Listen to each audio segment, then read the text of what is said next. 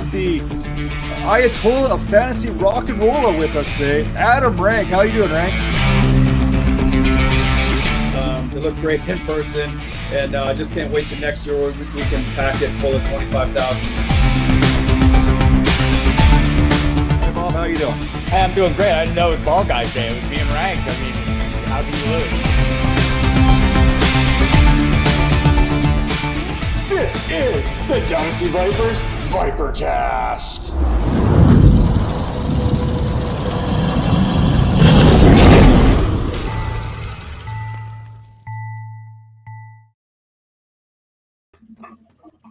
Welcome to the Dynasty Vipers ViperCast, episode 85. And tonight, we have the distinct privilege of welcoming one of fantasy football's finest to the set. You can find tonight's guest fingerprints all over the fabric of fantasy football industry. He's helped build some of the strongest brands there from CBS, and now he's with The Athletic. He's helped launch and further careers in this space and not get the recognition that he rightfully deserves. Heck, he even introduces fantasy analysts to their wives and doesn't be part of the bridal party here.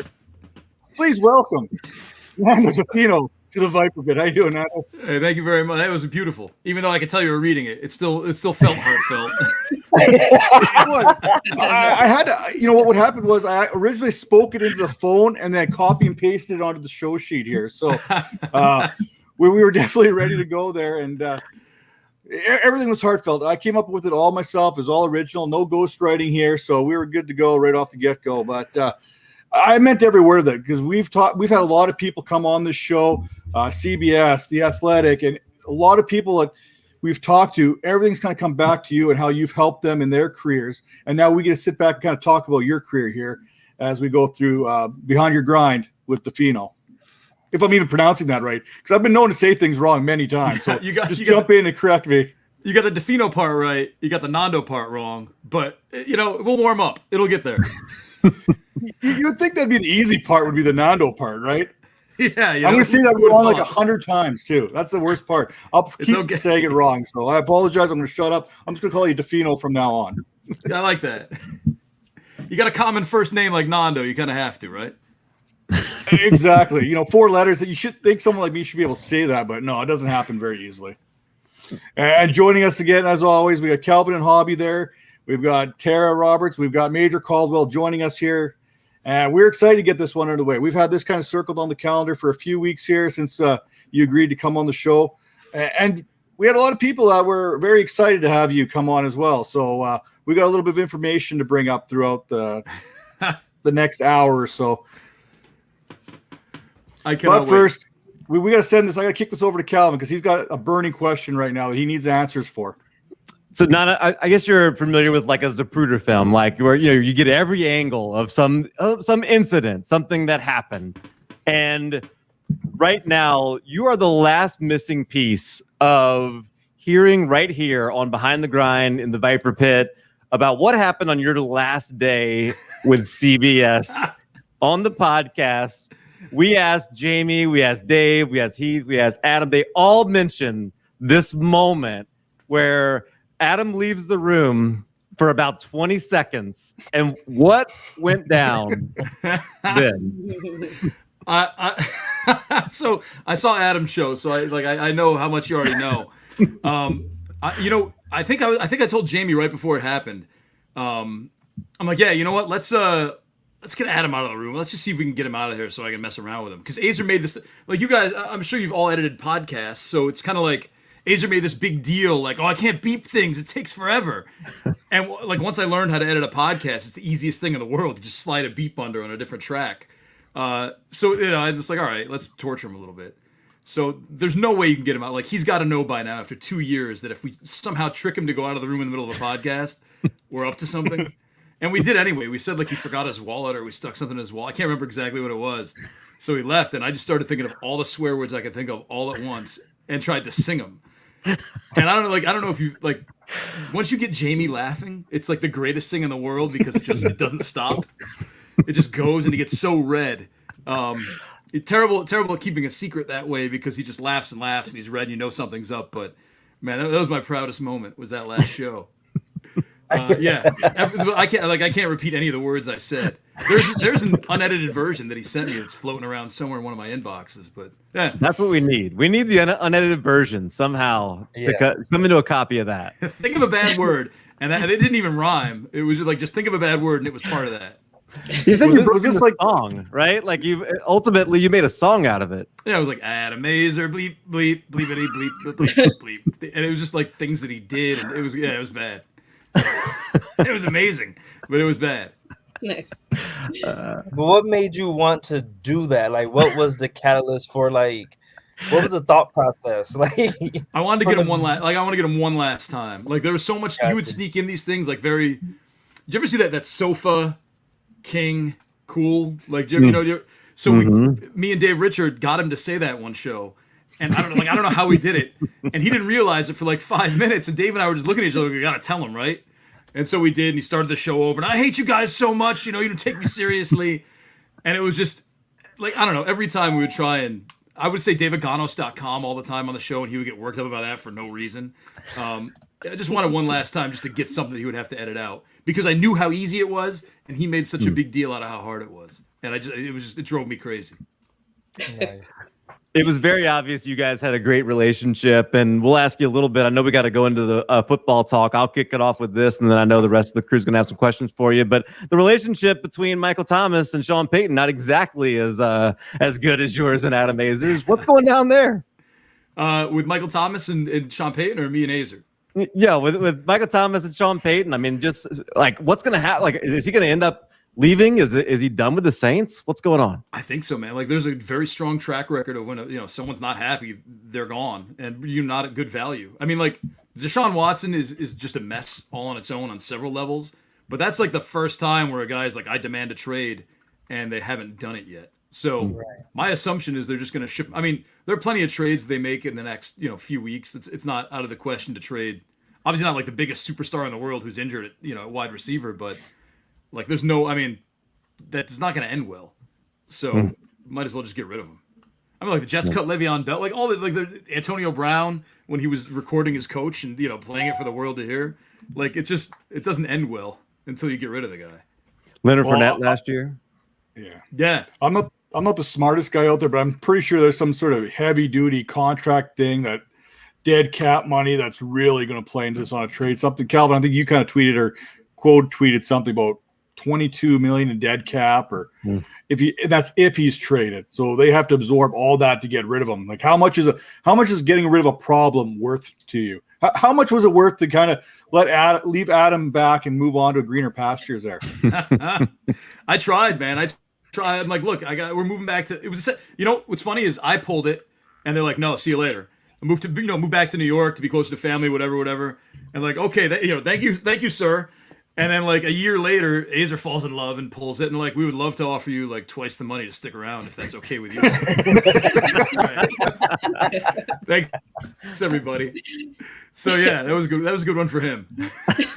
Well, maybe that's another gift that you gave. Not only did you give him his wife, but you basically gave him double his salary when it came down to, like, oh, we lost one guy doing this. So let's try and keep another one around here. Yeah, he's on a different level than me, but he's the glue that keeps it all together. Well, and that I don't buy that 100% here, because I was talking to some people around here, and while you had a very distinct role with CBS, that's not what you did. Was not the only thing that you did.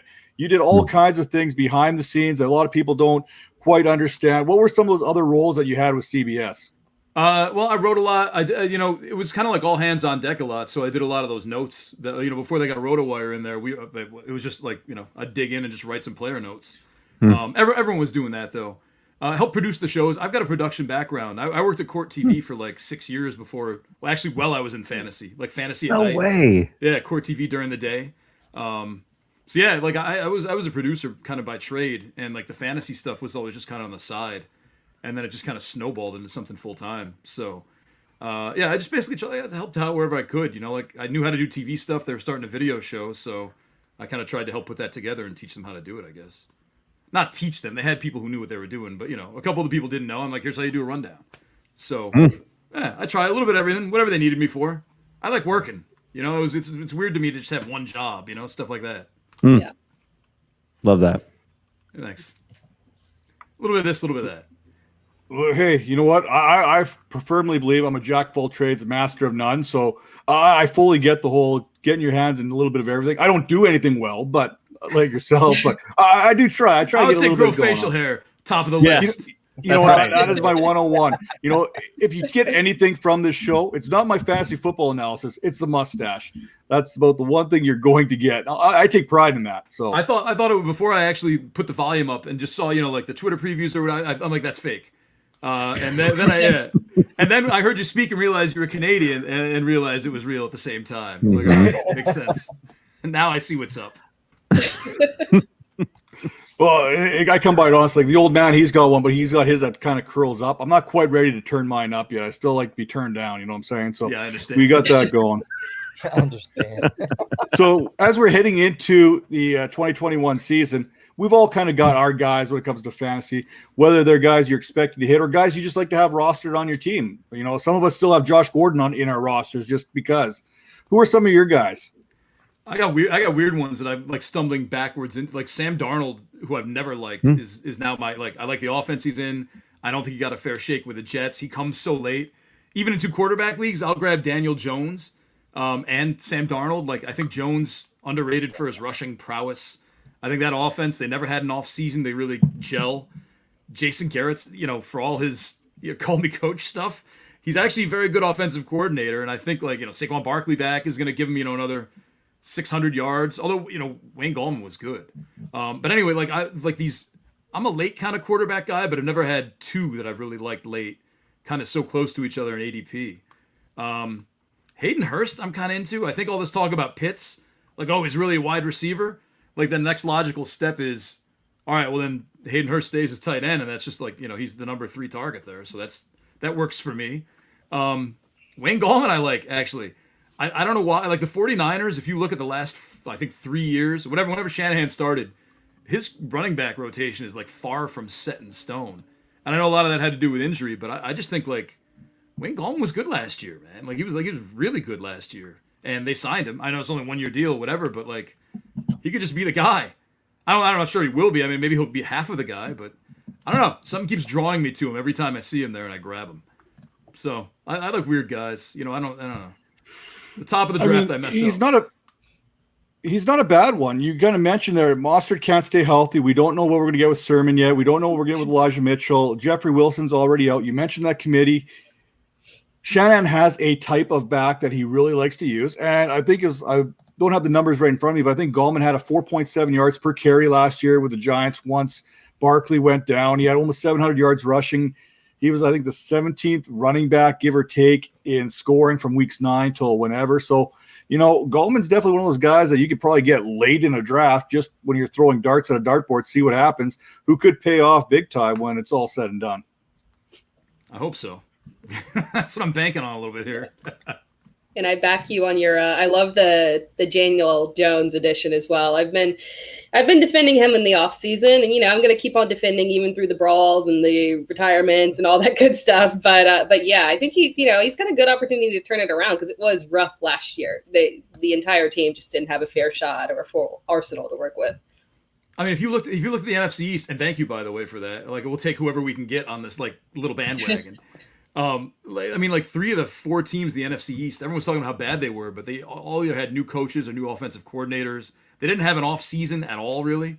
I was looking back at my notes from this time last year, and it's are they going to have a season? And people writing in our comments section in the draft kit, they're not going to play. This isn't going to make it past week 1, blah, blah, blah. So, that was the vibe at this time last year. People forget, how dreary it was. So, there's a shot, second year in an offense with an off season, and he can run.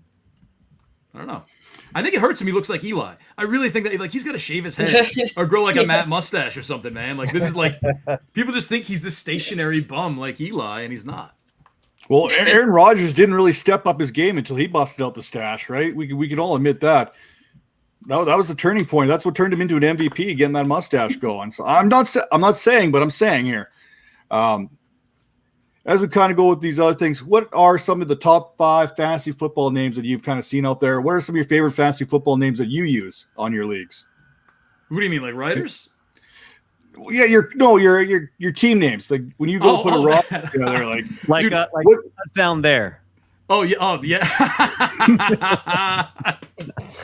That was amazing. I wish I gotta go back and find these clips, man, because like him trying to figure that out was incredible. I'm terrible at team names. I don't like when I was in one of my oldest leagues, we started when I was in high school, and it was bio class or something. I got obsessed with Batesian mimicry. So I just named my team that, and that's been like 20 years running. It's like when a moth is harmless, but it makes itself look like one that's not, so like the birds won't eat it. I just thought it was cool. I'm like, that sounds like a cool fantasy football name. You can't do much. Like I was the Nando Miniums for a year, and like the Di Fino Grigios is one of them. I like that one. This is like I named my baseball teams this year non-fungible token, and I look at it and I cringe. I'm like, I don't even like that. It just was a pun that I could use. So yeah, it sucks. I really end up being like Team Nando a lot more than I should be, but I got to get better at that. I really do. Who was it that kept coming that had the name that it was not a good name with Yasmani Tomas in fantasy baseball at CBS? Yasmani Mo Money Tomas or something like that. That sounds like a Herc name, actually. That sounds like Herc. It might have been one of his, yeah. A dude we work with named Herc would borderline dirty, and it was funny because he would do it in like the public leagues. We're like, hey, we're doing a mock draft for the readers, and Herc would show up with this pun that was kind of like like borderline, not good words in the head. Like, oh man, what was the guy? He was like the third base coach for Atlanta, like Rusty Kuntz. Ooh. He would put some bad puns in there, and we'd be like, you got to change that quick. That's on air, man. Right. Oh man, I wish you could remember that now. It'll come to me after. Yeah, I'll have to go back and figure that out. It might have been a Chris Towers thing. I'm gonna look it up. No, Towers would not put like a dirty name on there. Towers. Let me see. Yeah. Good dude. Wouldn't pull a heart. Wouldn't pull a Herc. Well, Calvin's doing a little bit of research there on that. Before we move on, I just want to make sure we throw out here the Dynasty Vipers ViperCast is powered by Fantasy Pros, Fantasy Points. Ding, you got it in my head again. Man, Fantasy Points man. Media Group. You know what? Yeah, we're gonna beep. A little crossover here. It's easier than you think. I might have to get you. I'm not going to get Adam to do it, but Fantasy Points Media Group here. Make sure you head over to fantasypoints.com. Get that subscription in there right now. They got some good work going on there. They got some draft kits. They've got some ranks. They've got everything you need. Use code 21Vipers10. Get 10% off. We got the thing going down at the bottom. It speaks a lot better than I do. So over to you, Calvin. All right. While I continue to research that and try to find out if I just made that up in my head, maybe I did. We don't fact check, remember? Yeah. We don't need it. So one of the questions we've been asking everybody is about their intro music. So if you were going back to baseball, a closer, or if you were a WWE wrestler, something like that, and you had intro music that was going to properly introduce you to a crowd, what would that be for you? Oh man, that's on the spot. I don't know. Saying like X gonna give it to you kind of weak, like that one. I always like that. There was an old, actually no. When I had to do the chats back in the day at CBS, I was relegated to chats while everyone else was doing the video show. And man, I cannot think. It was like one of those '93 Sons of Mischief, maybe. There was just this song that was just like it just popped, and every time like I would drop the video in at the start, and we would just go. And I wish I could remember what it was now. It wasn't the guys who think 93 to infinity. It wasn't them. I was just gonna say that. Yeah, it was one of those like someone right around then who was also like, I think like San Francisco rap. Like had the distinctive voices. I'll think of it. I'll figure it out. Mm-hmm. I've got it in my iTunes. So Next don't give it to you. That's right in my wheelhouse. I like that one. That's a good call. Yeah, man, this is gonna kill me now because I can't think of who it is. Don't worry, I'm still paying attention and definitely not going through my entire iTunes library to figure this out. Yeah, you know what? As long as you don't go through like a MySpace account or anything like that, we're good to go. Yeah. If my connection starts to shudder a little bit, it's definitely not because I'm going through online things on my account to try and figure this out now. His eyes just scrolling around like. Thanks, guys.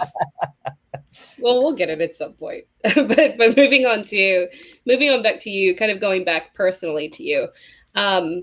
Tell us about the importance of sports growing up for you. Tell us about what sports did you play, and maybe your favorite players growing up.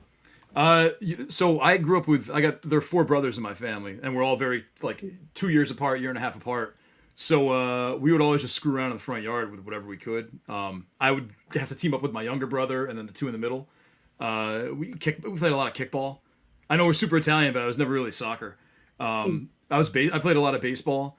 We'd play like the error game where you try and chuck the ball at each other and like they have to go for it, and if they miss it, that's an error. A lot of wiffle ball in the front yard. I don't know, like that. So like I played basketball. I was not great at basketball. I ended up playing like CYO basketball for 3 years after making the freshman team and riding the bench. But I don't know if you all had CYO where you were growing up, but it's like the churches each have teams, and it's kind of like the rejects of the ones who didn't make the actual teams. But I was a really good rebounder. Like our team was 0-16, but I was a really good rebounder.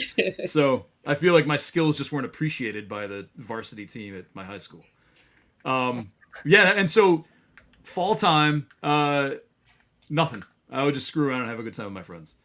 But yeah, it was important. Like I was a Yankees fan growing up. We had the Syracuse Chiefs. They were Toronto's affiliate. So I got a little bit into Toronto just because, but you know, you couldn't really do the Yankees and Toronto at the same time.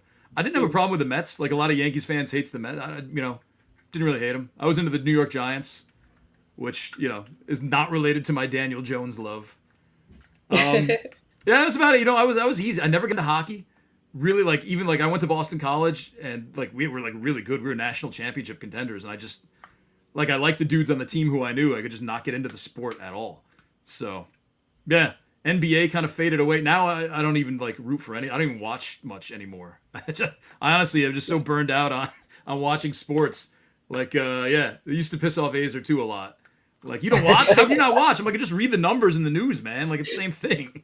Right. Like, I'm not gonna be able to tell you. I don't have a scout's eye. Like, Alex Rios is toe tapping. Like, I don't know what that means. So, yeah, yeah. I'm sorry. I know that's not the most exciting of answers, but you know, I liked it. I had fun with my brothers. I'm like, does he even like sports? But of course, I love sports. Look at my decorations.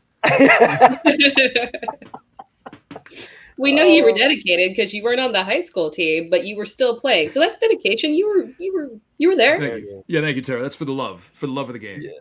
Yes. I like the voice change. But we all have those. Let's get serious here for a second. Yeah, we all have those leagues that we love. We started with. What's your favorite league that you've been in, or still in? It's probably the one in high school where I was Batesian mimicry. It's just my high school friends, and like that's the league where you're kind of like you stay in touch with them. Otherwise, you know, see once in a while on Facebook, but every time like right around now when it rolls around. Like the group texts are starting again, like start making fun of each other again and stuff like that. And at a certain point, like we're making jokes about when we were 16, and I'm like, we're 43 now, man. Like these are still timely and funny. And it's just, I don't know. It's just good to. It's like what people love about fantasy. It's your friends again. Right. So nothing special about the league. Yeah, I was saying, is it like standard still, or did you guys update the, the rules or whatnot, the PPR and all that good stuff? Someone got smart, like.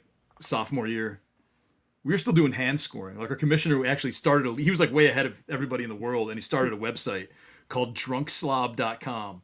And nice. he that was what he would keep score on. Like he got it for fun. And I forget, like someone complained about like tight end scoring. So now it's like 1.5 for tight ends. Now the tight ends are totally skewed because we weren't smart enough to do the math and figure it out, but no one wants to change it at this point.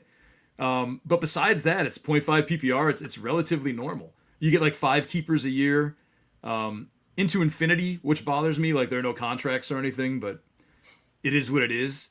It's fun. It's just a fun league with my friends. I'm terrible at it. I haven't won it since 1995. But for me, it's just messing around with the guys, you know? Oh, yeah. Also there's no timer on the picks, which is the most annoying thing that, ever. But it is what it is, I guess. It makes the draft go a little longer. Yeah.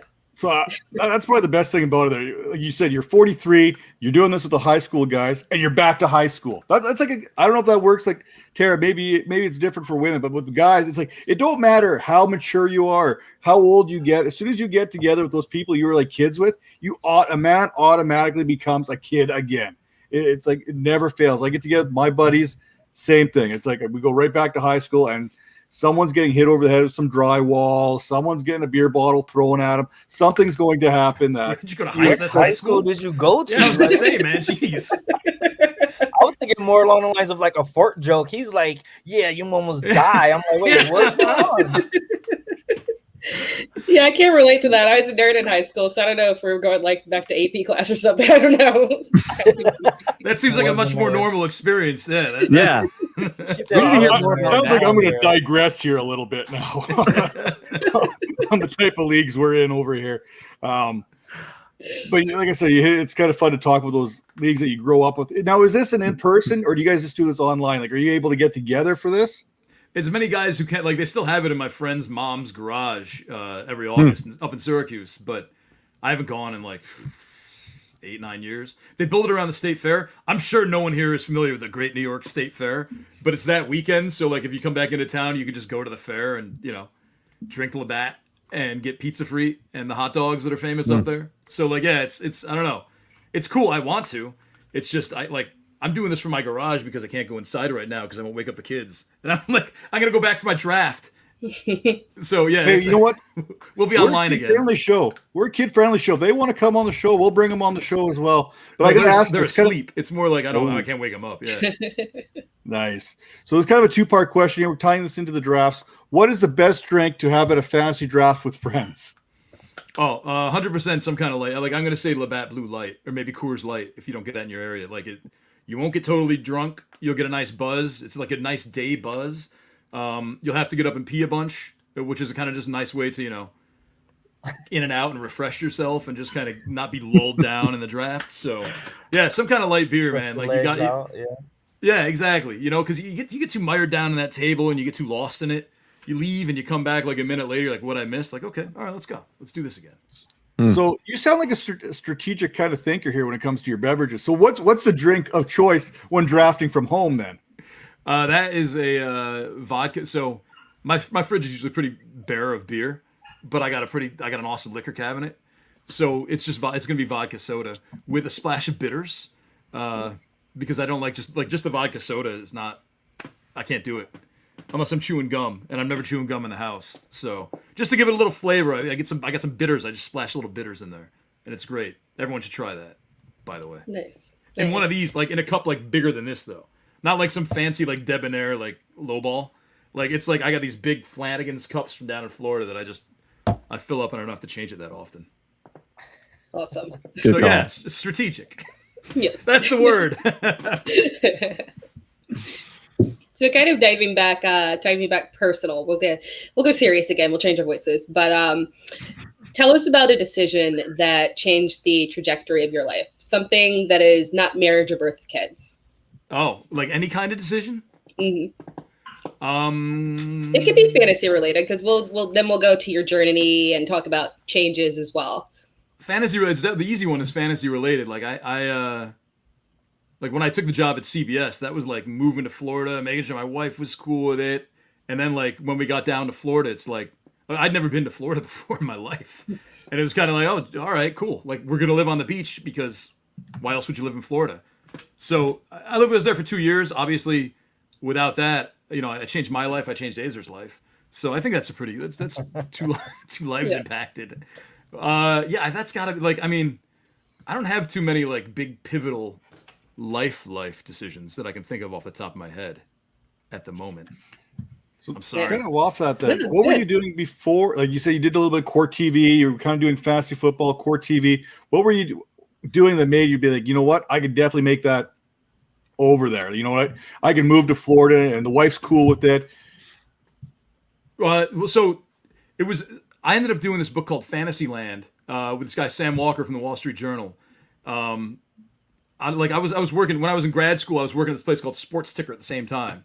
And when grad school ended, I'm like, all right, time to get a job. And so just searching for jobs. And one of them was this research assistant on a book with a guy from the Wall Street Journal. And I research assistanted on a book in college with this guy, actually the guy who figured out that Dracula was really based on Vlad the Impaler. Like that dude just happened to be a professor at Boston College. And I was going through the bookstore one day and I'm like, that book's cool. And I just took his course off the book. And, we got tight and I helped him on a book of Jekyll and, like, Who's the Real Jekyll and Hyde. So anyway, I like being a research assistant. And like I was my master's in history, and I was working at this place, Sports Sticker, like scoring every baseball game. And the job posting was like, I need someone who's good at research, who knows everything about baseball. So I'm like, all right, I can do that. So I applied and I took that job. And that set me off on my fantasy path, basically, was working in fantasy land. But when the book was over, I had to go find another job. And one of my friends was at Court TV, and he's like, I can find you a job there if you want. I'm like, yeah, that'd be awesome. In between all that, Barry like had me, well, I'll explain that all later if you want. Like, it's just like Mr. Destiny, you know, like one thing leads to that other. I'm sure everyone's seen that movie, but it's it's just setting off dominoes. Well, you mentioned Wall Street there, and I kind of got touched this. Why is Jamie basically the devil of Wall Street? Or did Jamie and Wall Street kind of come together on this? Let me tell you something. It was the flex drafts for this weekend. You know, Jake Seeley's flex drafts. Yep. And so I had lunch with Jamie, like Dave Ganos, a couple of the guys. And Jamie brought it up every time. Like, that's like Jamie bingo. Like, he brings up, you called me the devil. I'm like, I guarantee you I did not call you the devil. And so I had to sit there and I pulled it up and I showed him exactly what it was. And it was actually the devil. In this column that I wrote, the devil was complimenting Jamie Eisenberg. So in a way, I made him like, you know, one of the best fantasy experts out there. But it was because the CBS PR guy at the time was like, hey, put Jamie in something for me. I'm like, all right, no problem. So that, you know, there you go. Like, he just got me that week when I needed to write that story. Could have been anybody. It was Jamie. And he's not let me forget it. But I spelled his name right, so there you go. Ahead of the crowd.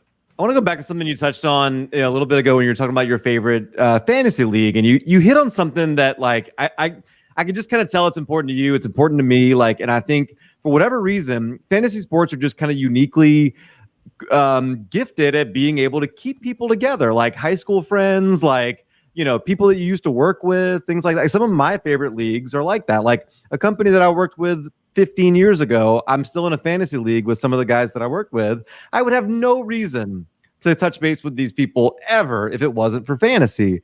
Why? Like, is there anything else in the world like that? And why? Like, what makes fantasy so good at being able to do that?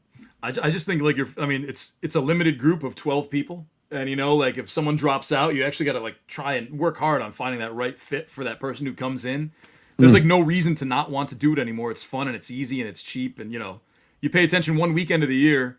I'm sorry, one day of the week, one big weekend of the year, and you're in good shape and you could, you know, win some money out of it. Like, it has all these little elements that are just, like, perfect. So when people are like, hey, my league's been running for 40 years, I'm like, yeah, I get it, man. Like, why, you know, we have 11 of our original 12 members. I'm like, yeah, that makes total sense.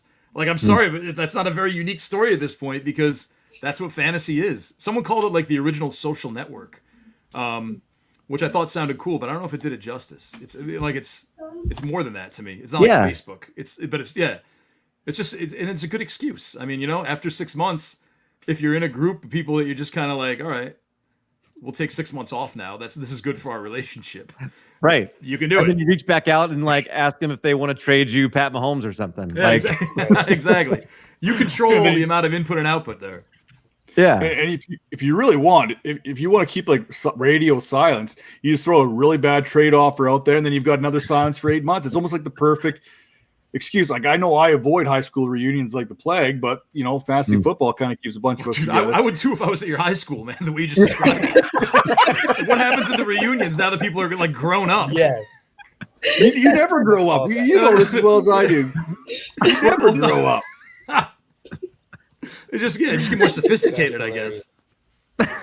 We just get a little older, a little rounder, a little grayer. That's basically all that happens. A little balder, and you just kind of move on there. But the thing is, like you guys just mentioned, it's not just about keeping in touch. It's about getting those new bonds going on because we've got leagues that maybe you formed over Twitter with 11 complete strangers, and you've been doing this now for 5 years. Again, like Calvin mentioned, people you probably would have no contact with now are in a closer circle. Just based on what fantasy football or fantasy sports, baseball, whatever that is, can do for you. So that's why I think fantasy sports is such a beautiful thing in general. And, you know, I guess like kind of snowballing into this where we've gotten to do some pretty cool things too, like being able to interview guys like yourself and like some others that we've been able to interview has been a lot of fun. What about for you? Like what are some of those moments for you where you got to interview somebody, like some of your favorite podcast moments and, you know, things that you got to do like that? You know, I'll tell you, like one of the coolest ones I had was when, I don't know why, no one must have been paying attention, but like John Heyman used to come down to the CBS office a bunch. And like our editor, this guy, Mark Swanson at the time, I don't know where everybody was, why I was like the guy who's like setting up and like, let's do a podcast. But we got to do this lost show somewhere where Heyman's like, you can ask me anything. Like, all right, cool. And we just like peppered the crap out of John Heyman and how he does the job that he does, which I know is like more of a football show, but for baseball, he's awesome. He's like the guy who, would always just break news and stuff. And it was just, that was fascinating. We did like 3 shows with Chad Ochocinco when he was at CBS when we were there. And that dude is just like a nice guy who was down for whatever. And we're like, do you want to do like a podcast? Like, yeah, sure. About fantasy? I'm like, nah, let's do it about you. Like let's, talk to you and ask all these questions that everyone wanted to know. And he got really like open and deep about like prison and stuff like that. And I don't know. I thought like that was, man, I think I did him with Azer. And it was crazy because typical Azer, he would like bring back some, like he would just finish saying like this introspective, awesome statement. And Azer's like, so did you ever play Miami in college? And like, come on, man. Like, can't you follow up on this question? But like, those were cool moments. When we were on Sirius XM, we somehow jerry rigged it so we could talk to Sebastian Maniscalco for an entire show. Me and this guy, Chris Vaccaro, we co-hosted the show on, I think, like Thursdays. Every other Thursday he'd come in. And we were talking about how much we love Sebastian Maniscalco. And I don't know how it happened, but like he was coming into town like 3 months later, and I just shot a note to his PR person. I'm like, hey, it's a fantasy sports show. Does he want to come on and like plug his album or whatever? It was his DVD. And they're like, yeah, we'd love it. I'm like, all right, cool. We didn't talk a lick of fantasy for like 3 segments, but got to get our picture of Sebastian Maniscalco, which is pretty awesome. Yeah. Comedian. Oh yeah. Now, at what point did you decide to make fantasy sports your profession? But take it from a hobby to a profession. It kind of just presented itself. Actually, it was like so I was always doing it on the side. When I was at Core TV, my boss was really cool, and I was doing ESPN stuff on the side with Barry. 'Cause I was at Talented Mr. Roto. Then when they went to ESPN, I kind of went with them. And he's like, just do it. Cool, no problem. And for me, it was just like, this is great. I'm making a little extra money on the side. I start, finish Core TV at 5, go home, eat, and then like work on ESPN all night. And then like the CBS job just popped up 2012. And that was the first full-time like fantasy offer like I've ever gotten. 2012 people weren't getting a lot of those anyway. And so I'm like, yeah, it's a good job. It's going to allow me to do a bunch of stuff. We could live in Florida for 2 years at least. It was a 2-year contract. And yeah, so I was just kind of weighing the other options that the job I was at was great, but it was kind of like, I was at Mediaite at the time.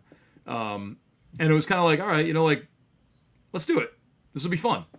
And so that's how it happened. And then it just kind of like from that job went to the next full-time job and the next full-time job. And I started getting more immersed in behind the scenes stuff, which I really like to a lot more. You don't take a lot of the crap when you're behind the scenes. Yeah. So, yeah. Oh, I can't believe you told me to draft this guy. No longer hear any of that. It's amazing. and if you weren't doing what you do now, would you still be producing a Court TV, or what would you be doing if you weren't doing fantasy sports? Yeah, probably some kind of TV production thing. I would imagine. I don't know, man. Like when I was leaving grad school, I was going to be like a teacher. So really? I might do that. Like I don't know. You know what, Major? I have no idea what I would be doing right now. That's scary, right? Like, right. But that's good though, man. Yeah, when they're like, "What are you going to do 5 years from now?" I'm like, I have no idea. Probably some kind of TV production. I've gotten a lot into podcast. I actually help out with a podcast on the side right now that has nothing to do with sports. So I'd probably be doing a lot more of that. I think I enjoy podcast stuff. Is Core TV still around? It's back. It went away, so it got bought out by Turner and became In Session, and then became True TV. And then they got rid of all the trial stuff. And then, like 2 years ago, one of the dudes who was like one of our high producers there got the rights to the entire library and brought it back. And so now it's back. And it's like Vinny Politan, one of the old anchors, is anchoring. It's amazing. It's really cool. I love that job, man. That job was amazing. Is Court TV the only thing that you worked on, or what other shows have you worked on? Court TV was the main one. Like I was in charge of like the entire like east side except for Florida. Like my job was to find the trials that we would put on TV and then pitch it and be like, this trial down in like dusty Rome, Georgia is amazing because like, you know, like some kid got a comic book on comic book day and it had a naked Pablo Picasso in there. And the question is, it was a crazy thing. Like, is that like indecency? The guy was just giving out free comic books to kids and didn't realize that there was like a penis in one of the captions. So stuff like that, just, I don't know. I love stuff like that. But yeah, mainly outside of that, it was a lot of sports stuff. Wall Street Journal, I helped out on the videos. You know what? Yeah, it was mainly that. I love that because Court TV was on at my house all the time. My mom, after the O.J. Simpson trial, like all she wanted to watch was Court TV. Like everyone, she just the wanted O.J. to do trial that. got everyone there, man. Dude, it was I was there for Anna Nicole Smith, which was crazy. But yeah, but it was like these little trials that had these quirks, and it wasn't like murder trials. It was like just like these crazy little things, like in this little town in like Wisconsin. And it was like those where you could just watch and just like sit in front of the TV all day and just like, this is amazing. I can't believe this person exists. But I don't know if they're wrong. You know, like it's just yeah. It was great. I loved it. I gotta know. Sorry, I'm a big TV person, so I gotta take the question one step further. If it wasn't Court TV and it wasn't sports, what would be your ideal TV show to produce for? Oh man, probably game show.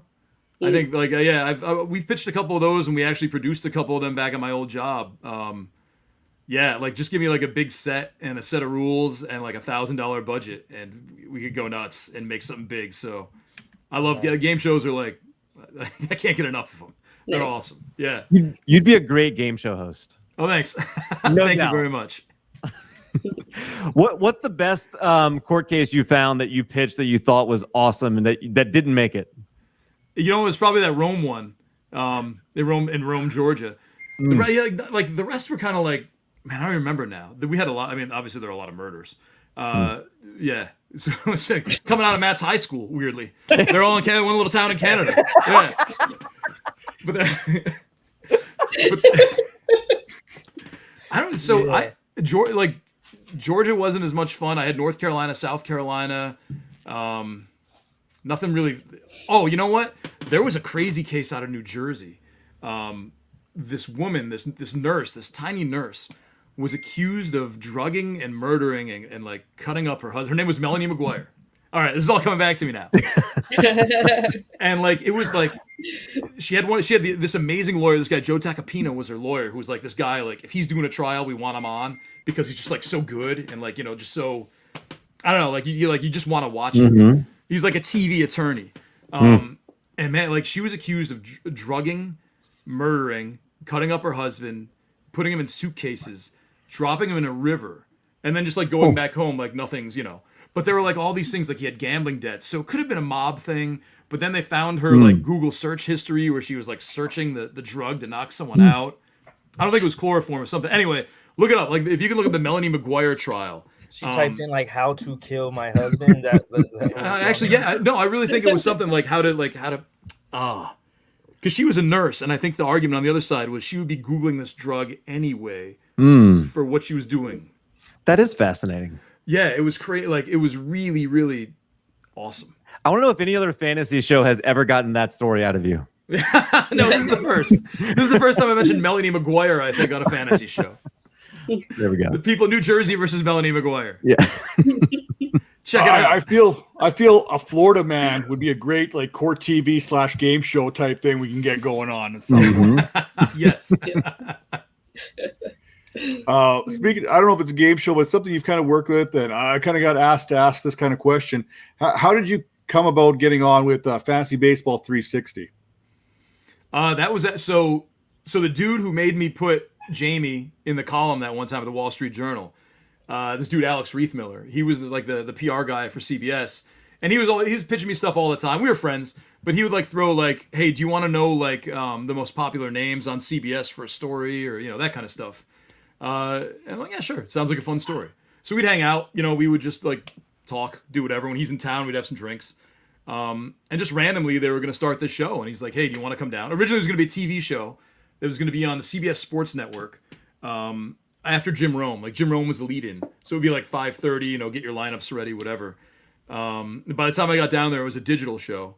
but it was me and George Sedano was the host. So it was the two of us was the original concept for the show. And then like Sedano left, now he's on ESPN. He's like big time now. And Azer just, stepped into the spotlight. But yeah, that was how I got down there. They were doing it anyway. They just asked me to come down and, like audition, I guess. And sat there and talked with the guys for a little bit, did a couple fake shows, and I think with Scott White. And that was it. A little while later, they're like, hey, we'd like to bring you down. So ask your wife. Nice. Nice. Very cool. Taking it back to fantasy sports and you, what's something that fantasy sports has taught you about yourself? Geez, Tera, these are like very introspective questions that I was not ready for. I was expecting, an insider told us. Let me think. This is taught about me. You know what? It's taught me that I guess I'm a little more patient than I thought. Because when you're I just hate the trolls so much. Hate them. But it's a true story. Like right when I started CBS, we all got the same inbox. Like you send the thing to like podcast cbsi.com or whatever. And so like it would go to like me, Azer, our bosses, like 10 people. And when people would like my first few weeks, like people would just crap on me. And I remember like, shit, I'm not gonna, this guy's a jerk. Just screw you, buddy. I can see this. But I remember like one guy was just writing this thing that was just like, it was not very nice, but I don't know why. I wrote back. I'm like, hey man, give me a couple weeks. Like, I think you'll begin to like me a little bit more. And he wrote back, I didn't think I was going to read this. I didn't mean to be so mean, whatever. I'm like, no problem. I wouldn't do the same thing, but I get it. And then I think like, we started email correspondence like a couple weeks or a month or so later. He's like, all right, you were right. My bad. All right, cool. And like to this day, we still we DM, we talk. I like the guy. I met him in real life, invited him out to some events we had in the city when I got back here. He lived in New York. I don't know. Like it taught me just kind of like, give someone a second shot when they're being a dick the first time, I guess, because, some people are just venting, I guess. I don't know what that taught me about me, that I can be that person. Yes, Yeah, I like that. There you go. Well, we kind of joked earlier, and Calvin kind of threw this when we had some other guests on about Adam Azer managing talent as a host. But someone's got to manage Adam Azer. And how did you manage to do that over at CBS? Dude, let me tell you. Actually, Calvin, in a minute, I want to get into if you've seen the Bloom County stuff. Like, I assume, like, Calvin and Hobby, I assume that's a Calvin and Hobbes thing. But, like, I don't know if you've been reading the Bloom County where they're bringing back Calvin and Hobbes. It's been awesome. No. Yeah, check it out. Check it out. It's awesome. It's on his Facebook page, the Bloom County Facebook. Berkey Breathed, or whatever, however you say it. Okay. So this dude, Chris Manzo, who was on Real Housewives, we did a show with him at my job before this. And he said this thing that has stuck with me forever, that he can look at someone and he just sees a wall of buttons. That's it. And he just wants to push them all. And that's exactly like, I'm like, oh my God, that's how I see like 4 people in my life. And one of them's Adam Azer. Like that dude, to me, I don't see his face or anything. I just see buttons that I can push all day long. And every day, like he presents like a brand new one. And it was like, he brought it on himself, right? It's not like I walked in here and I'm like, I'm going to mess with that guy. He would just do these ridiculous things. And he was so righteous about him. Like the way he like just obsessively watches Yankee games. I remember the first date he had with my wife's friend. We went to a Miami Hurricanes game. And like he yelled at a guy in front of us who was standing up for the fourth quarter. And he thought he had other people with him. He said, yeah, we're going to do this, right? We're going to tell this guy to sit down. And he was the only one. He goes, hey, man. Like, it's just these ridiculous things. And I'm like, what's the big deal? There are 40 empty seats around us. Just move. But like I don't know. He ordered like 2 pizzas for him and his wife to be.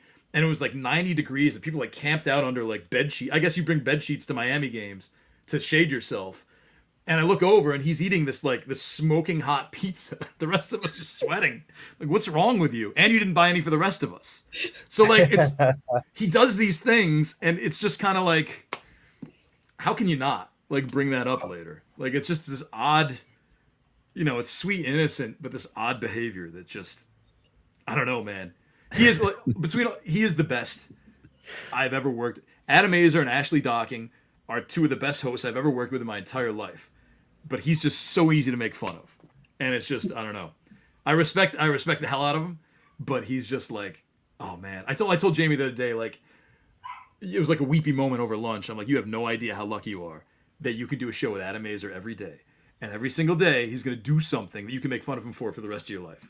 Like, it's just, I wish I could do shows with Adam Mazer again. That's how we feel about Matt. Yeah. I usually throw stuff out there. It's pretty easy.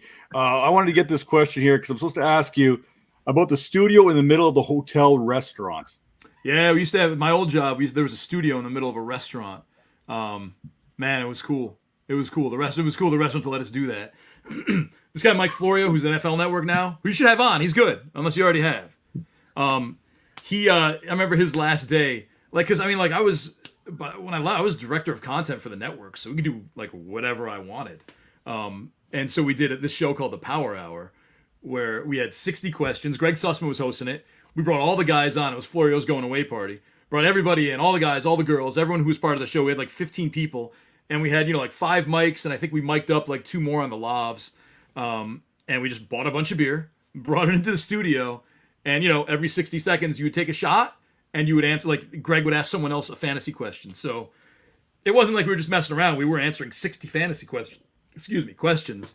But yeah, like that, man, that was like, you could do that anywhere else, but that vibe there was just very cool. I liked it. It was neat. Nice. Yeah. And we cleaned up after ourselves. Yes. So that's all that matters. Yeah. Yeah, it was a good time. Yeah. So we've talked a lot about the guys from CBS, and obviously. Let me guess, Tera. What was my relationship like with my parents growing up? So. You're right. I have all the serious questions. What's the saddest I've ever been? She's gonna make you cry. Yeah. It's all good. Do you have any pets that have died? Tell me the worst relation. No, I'm This one. This one right here. I can't get that right. I'm sorry, but that's a joke. Yeah. Positive relationship question. I'm cool with the major. Nice. I can't. This is like shaving my neck in a mirror. I cannot figure out which. I do the same. How do I point at Tera? Yeah. I can never do. I always point to my. I'm like, which way? But yeah, relationships in the fantasy industry. We know they're super important. The guys. So we've talked a lot about the guys that you work with, but tell us about some of the relationships that you've really valued along the way. I tell you what, like, I don't know, like, if people have come on here and talked about Matthew Berry, like the person, but you get a lot. I think a lot. He does fun, like, goofy stuff. He knows what he's doing. Like, he's not like a caricature of himself, but like the Matthew you're gonna see out on TV and like writing even and doing those videos, like the Matthew in real life is like just like one of the most caring, like thoughtful. Just like I've seen him just help people. Like when someone helps someone and you'll never hear about it. Like he's done that so many times. Dude, just I don't know. It's just like he's a good guy and. I've asked him we have a joke. I've asked him for advice 3 times, and the 3rd time is when I actually listened to him, and that's how I ended up The Athletic. But he's just like, I don't know. You call him, he picks up. You know what I mean? And like he's just a good dude, and he's launched a million careers. Obviously, Brad Evans, Andy Barron's. Like if you look back at the talented Mr. Roto alums, it's pretty amazing. But I don't know. He's an awesome guy. I like him a lot, and if people get to know the real Matthew. And what's cool is anyone can. Like if you're like one of the conferences or something that he's at, you just be like, hey, what's up? Nice to meet you. And I'll sit and talk to you. I've seen him do that too. Like I've waited to go out with him for that. I don't know, like, Scott Angle's great too. Adam Ronis. I love Ronis. I wish Ronis deserves like a big stage. And I think he's getting it with Fantasy Alarm. Like they're like, he's a good dude. He's funny. He's like really sly funny. Through him, I met Lisa Ann. She's like one of the nicest people you'll ever meet. I don't know if you've had her on the show or thinking about it. I'm sure she'd do it. Like, and she just I know there was a time when I was starting out when there was like Fantasy Sports Girl and like people were just putting women on like as hosts, and like they think you just, okay, I'm just going to read this prompter here and I'm going to put a girl on and it's going to be great. It's going to get a million hits. And I think people kind of immediately saw through a lot of that stuff. But man, talk about someone who does the work and probably has to do twice as much work because she's coming in as probably someone a lot of people think, or she's just coasting on her fame, and she doesn't have to really say or do much. But man, she does the work.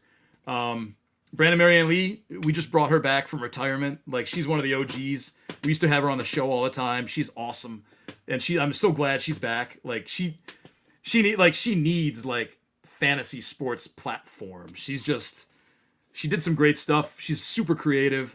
Like, she used to come into the show with like binders of highlighted sheets. Corey Parsons, like one of my best friends in fantasy.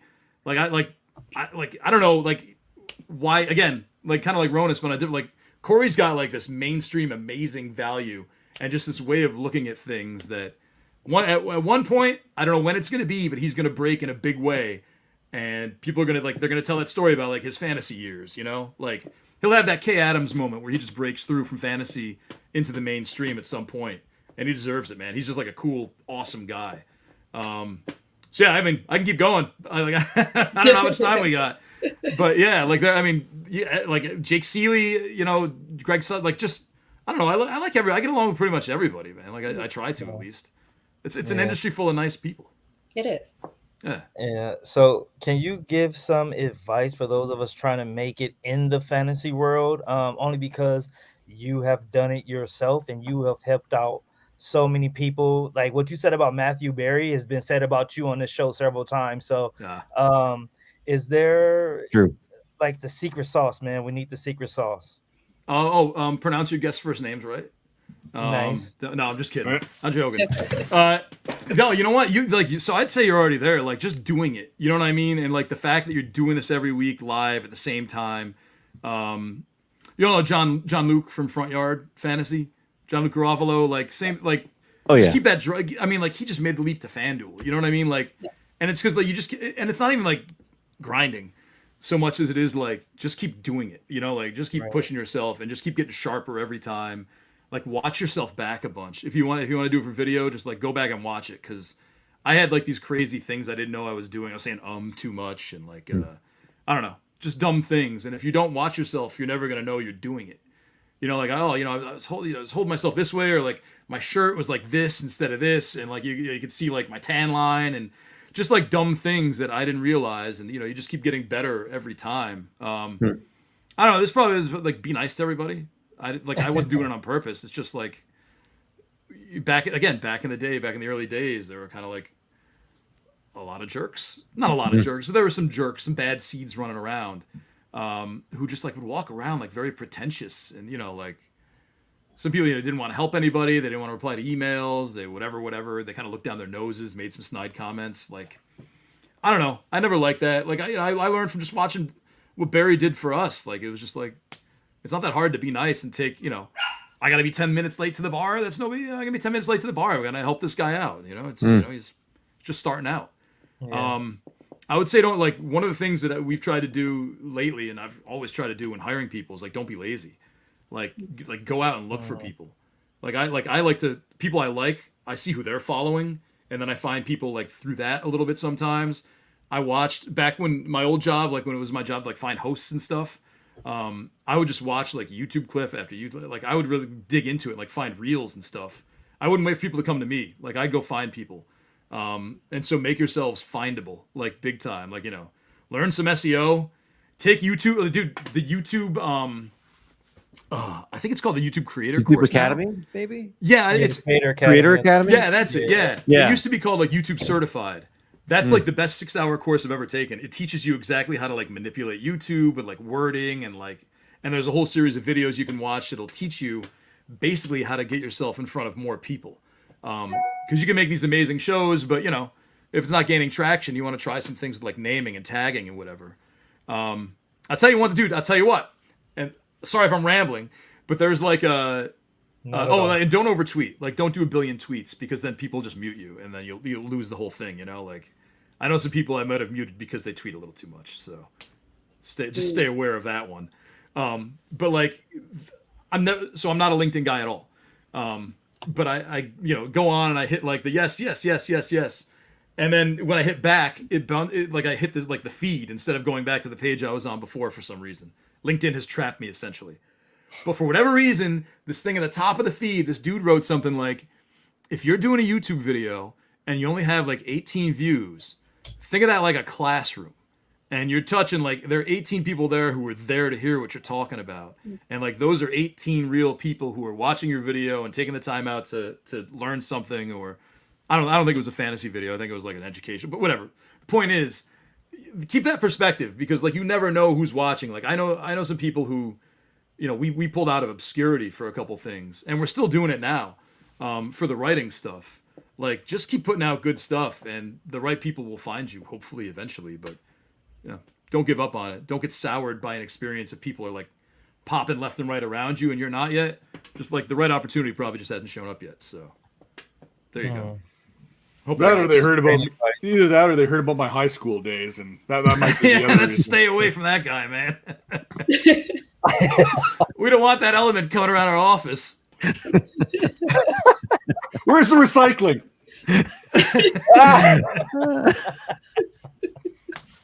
Nice. Can't wait for that to be clipped. Absolutely. But yeah, like I said, Nando, great to have.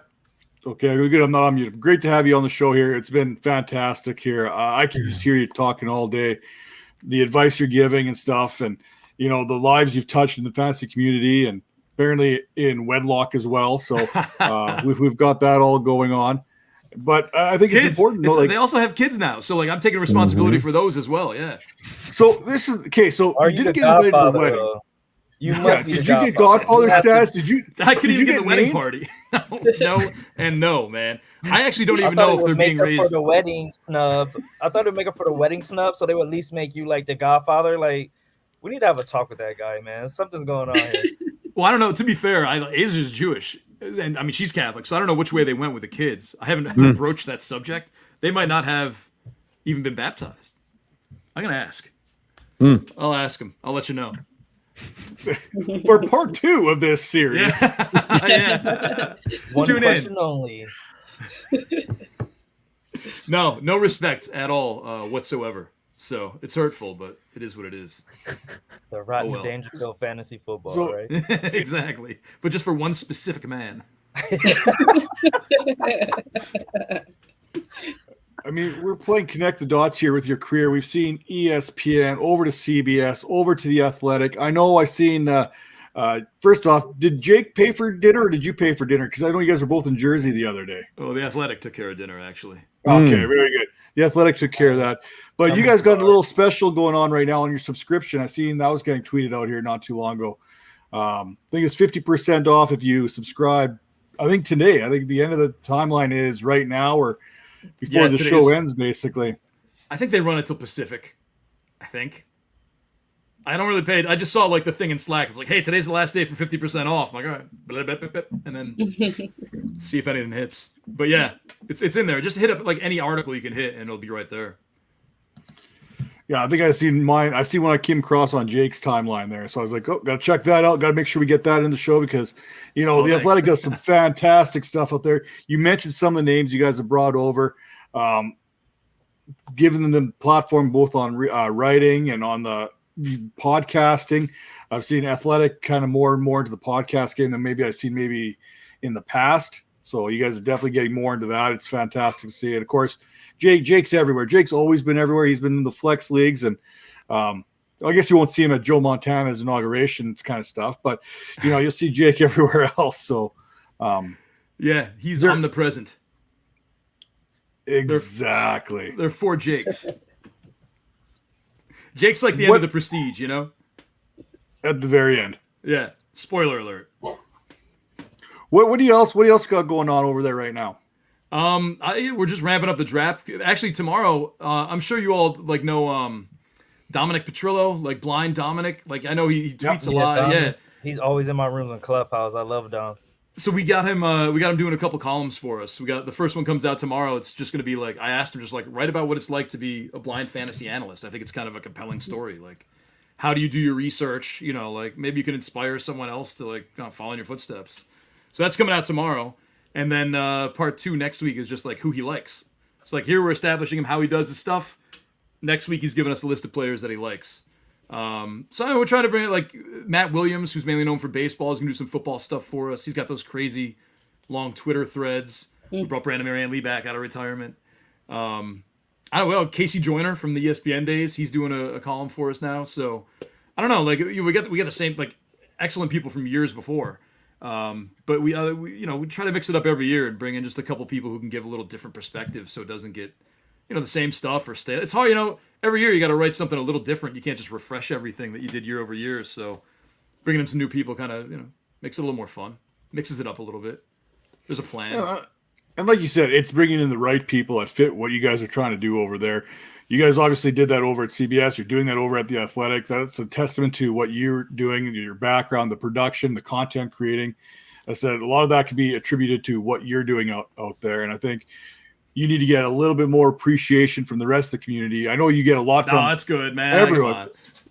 Well, no, it's real. I think we connected the dots with a lot of fantasy analysts out here. They've all mentioned you. It's come back to you. Much like you, everything comes back to Matthew Berry at some point as well. And I think you said it early, don't be a jackass. If you're willing to give That's time. not a hard bit of advice. No, it's not. It's something we basically have been taught since back in the playground. You know what I mean? It's like the golden rule is don't be a jackass. It's basically how we roll things. So, unfortunately, too many people forget that along the way, and it's good to see that this is still kind of a rule that you put out there, and others can kind of follow and kind of pay it forward as we go around it. So, and like you said, we've seen this with I can speak with the CBS guys because they've been very good with our time, but I think that kind of comes from you. You know those guys really well as well. They're always been good with their time, giving back. Jake at the Athletics done it. So I think there's a little bit of a Di Fino sprinkle kind of going on there. No, man. That's just, I'm telling you, man, it's just a good industry. It's good people. Like if you don't pay it forward, someone paid it forward to them. You know what I mean? It's just like, it just keeps it going. That's all. And I guess just like that kind of gives us a little bit of an outro here. But before we go, obviously catch yourself there over at the Athletic. I don't know if you're going to be at the Expo. Are you making your way down to Canton this next weekend? Or I'm not. And I'll tell you, this is like LinkedIn. Like I got I just hit yes for everything, and then I must have hit I'm going to be there. Someone sent me something that made me say I'm going to be there, and then I got a bunch of notes like, "Hey, see you at the Expo." I'm like, "What the fuck are you talking about, man? Wait, what Expo?"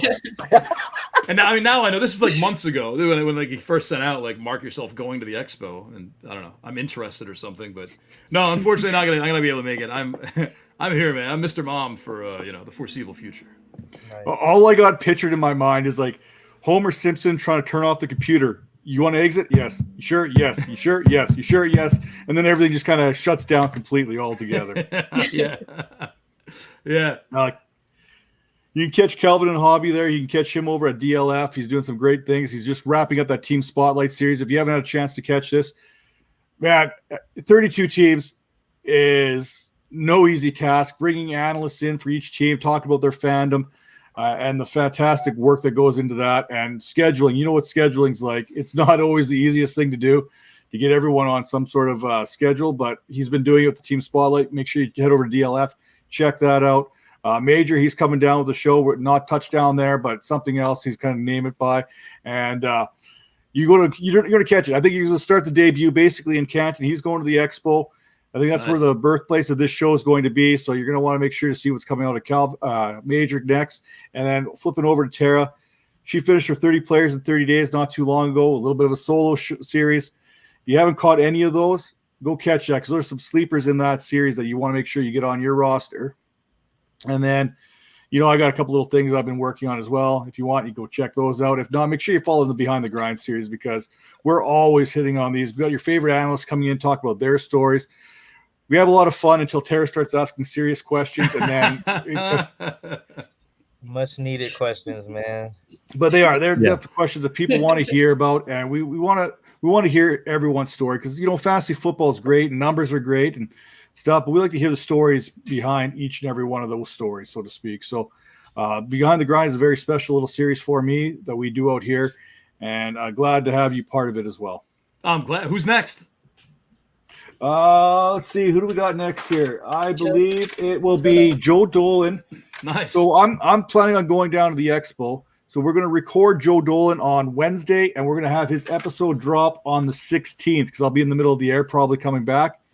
And then we finish off the month with John Hansen, the fantasy guru, coming in on the 23rd, and Dan Harris from Fantasy Pros coming in. So we go fantasy points, fantasy pros to finish off the month. So good luck keeping those straight, Matt. Oh man, I can't. I really can't. Best part is that's that you think should be on the show. Can you please send them our way? Get Corey Parson would be an amazing guest. Sign up Corey Parson. He'll do it. I like that. He'll do it. He's another pay it forward guy, big time. Corey Parson has discovered a lot of talent. He was producing for Sirius XM, and he'd bring people on. Like we had Liz Lowe's on early. He had Chris Vaccaro. He was one of the first people to bring Chris Vaccaro on. Like Corey Parson just has like an eye for talent. So yeah, and he's just a nice guy. You're like, and he's funny. He'll be great. Get Corey Parson. Yes. I nominate Corey Parson. Done deal. We're going to make sure we get Corey Parson. Corey, if you're watching this, I'll probably clip this part out right now. Probably send it right to you. We'll get that'll be the invitation, so to speak. For that said, this is the Dynasty Vipers ViperCast. This is episode 85.